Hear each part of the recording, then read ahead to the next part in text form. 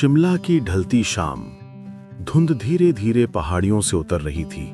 पुरानी कोठियों के बीच एक नीले रंग की बंगले में रहती थी नैना सेन। खूबसूरत, आत्मनिर्भर और तेज निगाहों वाली 40 साल की महिला।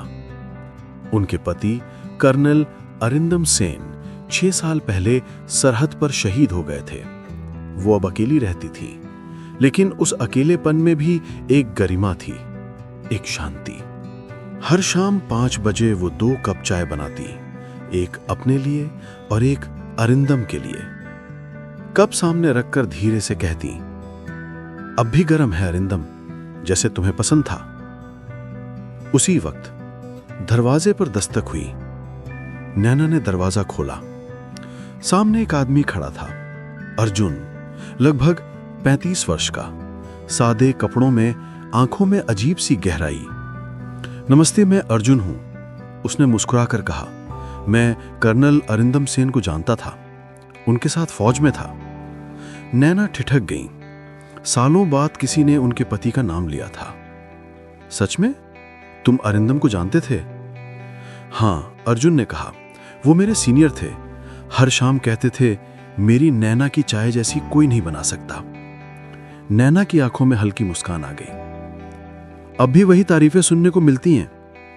वो बोली, अंदर आओ, चाय बनाती हूं। कमरे में पुराने लकड़ी के फर्नीचर की खुशबू थी। दीवार पर कर्नल सेन की तस्वीर टंगी थी, मुस्कुराते हुए, यूनिफॉर्म में, शेर की तरह आत्मविश्वास से भरे। अर्जुन मेज के पास बैठा। नैना रसोई में गई। पानी उबलने की आवाज गूंजने लगी। आप जानती हैं, वो आपको नैना कहते थे, मिसेस सेन नहीं। कहते थे, घर में रैंक नहीं, सिर्फ प्यार चलता है। नैना एक पल को रुक गई। वो नाम अब कोई नहीं लेता था, न पड़ोसी, न रिश्तेदार। वो लौटी तो देखा, अर्जुन उस तस्वीर को देख रहा था। वही मुस्कान। उसने धीरे से कहा, जब आप उन्हें खत में बारिश की खुशबू के बारे में लिखती थी, तब उनके चेहरे पर यही मुस्कान होती थी। नैना सन्न रह गई। तुम्हें यह कैसे पता? अर्जुन ने गहरी सांस ली। वो आपके खत कभी कभी जोर से पढ़ते थे, जब बहुत याद करते थे। अर्जुन बोलता रहा और नैना सुनती रही। उसकी आवाज में कुछ जान पहचान सी थी, जैसे अरिंदम खुद सामने बैठा हो। दोनों ने घंटे भर बातें की, पुराने दोस्त, पोस्टिंग्स, फौज के किस्से। नैना के चेहरे पर फिर से पुरानी रौनक लौट आई। फिर अर्जुन बोला, आपका बेटा लाल पतंग वाला बच्चा है ना? नैना चौंकी। उनका बेटा 5 साल का था जब मरा। और लाल पतंग? ये बात तो किसी को कभी नहीं बताई थी। तुमने उसे देखा है? नैना ने पूछा। अर्जुन ने धीरे से बोला, शायद एक बार सपने में। कमरे में सन्नाटा फैल गया। बाहर की धुंध अब खिड़की से अंदर घुसने लगी थी। नैना ने कांपते हाथों से चाय का दूसरा प्याला बढ़ाया, लेकिन जैसे ही उसने ऊपर देखा, सामने की कुर्सी खाली थी। पहला प्याला वैसे ही रखा था, पर अब उससे भाप उठ रही थी। फिर आवाज आई, जैसे चम्मच की खनक, मगर किसी हाथ ने उसे छुआ नहीं था। नैना की नजर ऊपर उठी। कुर्सी पर कोई नहीं था, बस कुशन पर हल्का निशान था, जैसे कोई अभी अभी उठा हो। नैना का दिल तेज धड़कने लगा।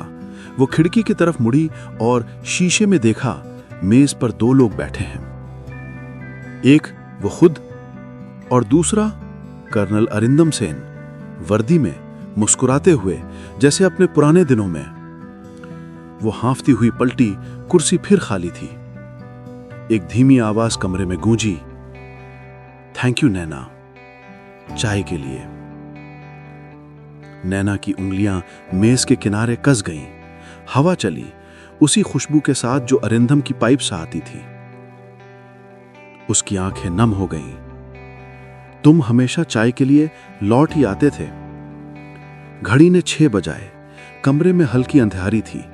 नैना चुपचाप बैठी थी, आंखें आधी बंद, होठों पर मुस्कान। उसका हाथ धीरे से बढ़ा उस दूसरे प्याले की ओर, जो अर्जुन के लिए रखा था। अब भी उससे भाप उठ रही थी।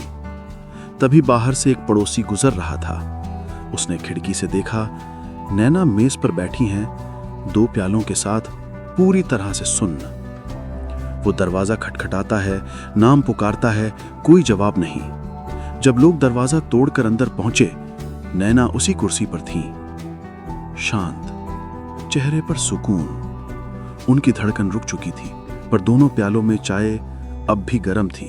दीवार पर लगी कर्नल सेन की तस्वीर थोड़ी तिरछी थी, होठों पर वही पुरानी मुस्कान लिए।